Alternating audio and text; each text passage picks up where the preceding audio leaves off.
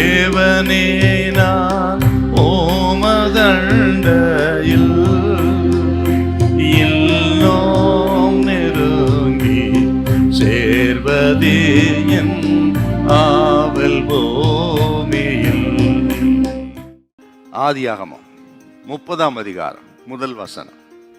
ராகேல் தான் யாக்கோபுக்கு பிள்ளைகளை பெறாததைக் கண்டு தன் சகோதரியின் மேல் பொறாமை கொண்டு யாக்கோபை நோக்கி எனக்கு பிள்ளை கொடும், இல்லாவிட்டால் நான் சாகிறேன். யாக்கோபு தன் மனைவி ராகேலை மிகவும் நேசித்தான்.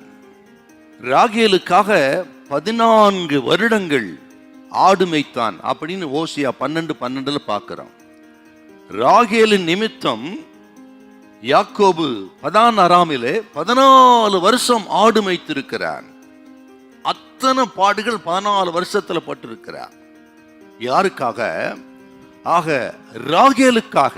ராகேலின் மேல் இருந்த நேசம், அன்பு. அப்படிப்பட்ட அந்த ராகேல் இப்ப என்ன சொல்றான்னா, நான் சாகிறேன் என்று தன் பலகீனத்துக்காக புருஷனை குற்றஞ்சாட்டி, இத்தனை வருஷம் அன்பு பாராட்டின புருஷனை மனமடிவாக்கினாள் ராகேல். காரணம், தன் சகோதரி லேயாள் மேல் கொண்ட பொறாமை. அவளுக்கு பிள்ளைகள் பிறந்தார்கள், இவளோ மலடியா இருந்தாள். அதனால் லேயாளை தேவன் ஆசீர்வதிக்கிறதை ஏற்றுக்கொள்ள முடியல. பிள்ளைகள் பிறந்ததை இவளால் அங்கீகரிக்கவே முடியல. ஆகவே தன்னை நேசித்த புருஷனிடத்துல வாக்குவாதம் பண்றா. நான் சாகுறேன்னு சொல்றா பார். ஐயோ, நல்ல உறவெல்லாம் நாசம் பண்ணிட்டா பார். புருஷன் எவ்வளவு உயிரையே வைத்திருந்த புருஷன், ஆனா அந்த பொறாமையினால புருஷனின் இருதயத்தை மனமடிவாக்கினாள். என்ன நடக்குது? அவர் கோபப்படுறார் யாக்கோபு. நான் தேவனா? தேவன் தானே அடைத்து வைத்திரும் கர்ப்பத்தை அப்படின்னு 2 பேருக்கும் வாக்குவாதம், சண்டை, பிரச்சனை. 2 பேரும் அவ்வளவு நேசித்தவர்கள் தான். ஆனால் காரணம் பொறாமை.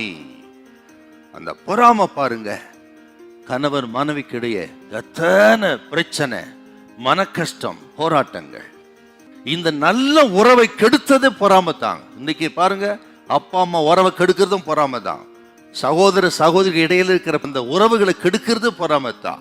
திருச்சபையில் கூட பாருங்க, விசுவாசிகள் மத்தியில இந்த ரிலேஷன்ஷிப் கெட்டு போறதுக்கு பொறாமத்தாக மெயின் காரணம்.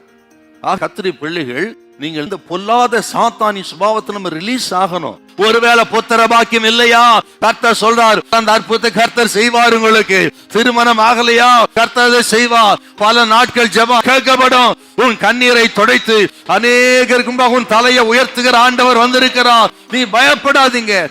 ஹல்லேலூயா, ஹல்லேலூயா.